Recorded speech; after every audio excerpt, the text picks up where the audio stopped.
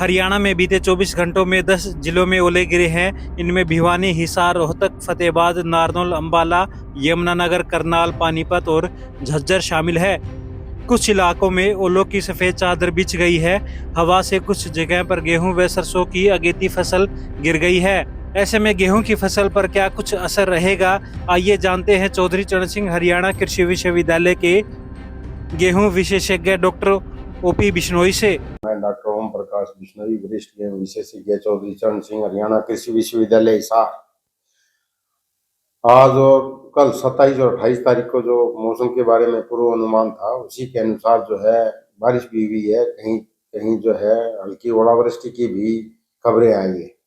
तो जो बारिश है वो इस समय की बारिश जो है गेहूं, जौ और चना के लिए तो बहुत फायदेमंद है। इसमें कोई दिक्कत वाली बात नहीं है।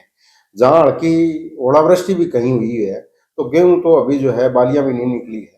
तो ऐसे में कम तापमान और ठंडक को लंबे समय तक बढ़ाएगी तो गेहूं के लिए तो फायदेमंद ही रहेगी, उसमें कोई दिक्कत वाली बात नहीं है। रही बात दूसरी फसलों की, तो उसके अंदर हो सकता है सरसों के अंदर कोई और फसल है उसके अंदर तो नुकसान भी हो सकता है।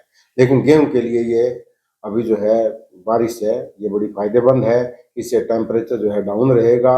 लेकिन साथ में किसानों को एक सलाह और देना चाहते हैं कि कम तापमान और अधिक नमी एक कारण जो है गेहूं के अंदर एक मुख्य रोग है हमारा। भारत का उत्तर पश्चिमी मैदानी भाग जो है, जिसके अंदर Punjab, Haryana, Rajasthan, western UP, Himachal Pradesh, Jammu and Kashmir का मैदानी भाग आता है। इसके अंदर एक पीला रतुआ नाम की बीमारी आती है। तो जिन किसान भाइयों ने, यह पहाड़ी क्षेत्र से एक फफूंद है, फफूंदी की बीमारी है जो पहाड़ी क्षेत्र से हवा के साथ नीचे जो है मैदानी एरिया के अंदर आती है और गेहूं को बहुत ज्यादा प्रभावित करती है। लेकिन हमने जो है अपने कुलपति महोदय के आदेश से लगातार जो है रोग रोधी किस्में निकाल रखी हैं, उनके ऊपर कोई इफेक्ट नहीं है। लेकिन जिन किसानों ने रोगग्राही किस्में बो रखी हैं, जिस तरह HD 2851 है, HD 2967 है, PBW 343 है, WH 711 है, तो उन किसानों को थोड़ा सचेत रहने की जरूरत है। वे प्रतिदिन अपने खेत का निरीक्षण करें और जहां भी उनको लगे कि हमें जो है गेहूं के जो खेत है उसके चारों तरफ या जो उसके अंदर कोई पेड़ है उसके नीचे जो है सबसे पहले ये बीमारी दस्तक देती है। तो इसके अंदर क्या है कि एक लाइनिंग के अंदर एक जो है आपका पीला पाउडर पौधे के ऊपर आ जाता है, जिस तरह हल्दी जैसा पाउडर होता है। इसकी पहचान के लिए आपको जो है पत्ता है उसको अंगूठा और पहली उंगली के बीच में लेके यूं इस तरह रगड़ते हो तो उसके ऊपर आपका जो है पीला पाउडर लग जाता है, या सफेद कपड़ा उस पर भी लग जाता है, तो वही पीला रतुआ है। अन्यथा जो ये है कोई न कोई सूक्ष्म तत्वों की कमी के कारण भी पत्ता पीला हो जाता है, जिसमें लौह तत्व है, सल्फर है, मैग्नीज है।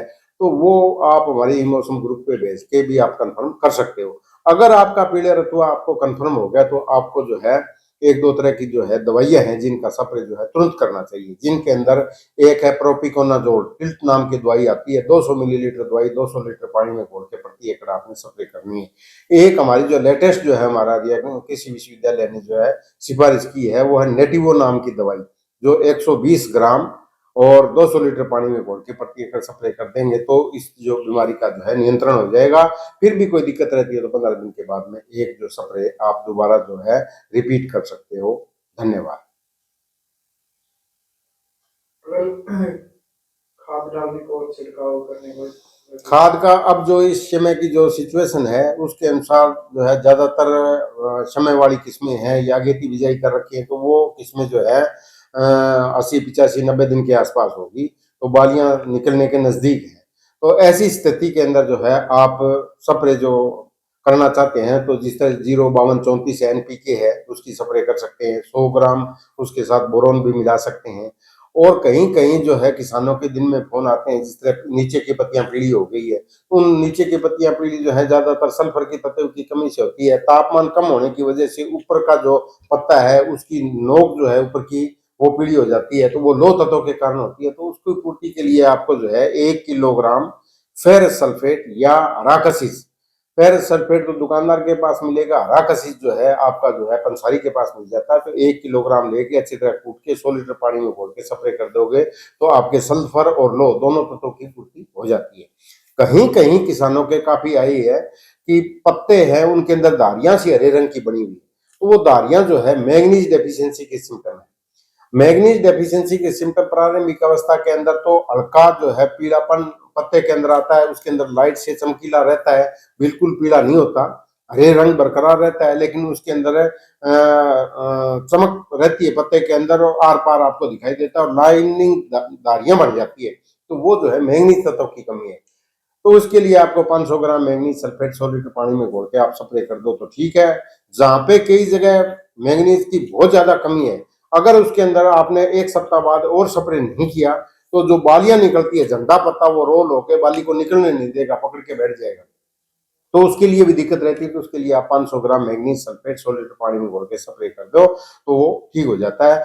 और ज्यादा तत्वों को आपस में मिला के 2-3 स्प्रे जो करते हैं किसान भाई, उनको नहीं करना चाहिए, क्योंकि इससे 2-3 तत्वों को साथ में मिला के कोई कह रहा है बोरोन भी डाल देता हूँ, मैग्नीज भी डाल देता हूँ, जिंक भी डाल देता हूँ, डीएपी भी कुछ साथ में डाल देता हूँ, एनपीके भी डाल देता हूँ, तो ये 3-4 तरह की चीजें आप साथ में डालोगे तो सॉल्यूशन फट जाता है। फटने से सॉल्यूशन से कोई भी तत्व काम नहीं करता। इसलिए जो हरियाणा कृषि विश्वविद्यालय ने सिफारिश कर रखी है वही तत्व आपस में मिला के आप स्प्रे करें, जिस तरह जिंक और यूरिया को आप साफ कर सकते हो। और एनपीके जो है 0-32 है उसके साथ आप बोरोन डाल सकते हो, बाकी आप उनको अलग अलग स्प्रे करने चाहिए। तो यही किसानों को सलाह दी जाती है कि व्यर्थ में अपना जो है खर्च ना बढ़ाएं। अगर खेत की सिचुएशन ठीक है, पत्ते सारे ठीक है, तो व्यर्थ के अंदर बिना मतलब की दवाई भी नहीं छिड़कनी चाहिए, जिसके आपका आर्थिक नुकसान भी होगा और वातावरण भी प्रदूषित होता है। धन्यवाद।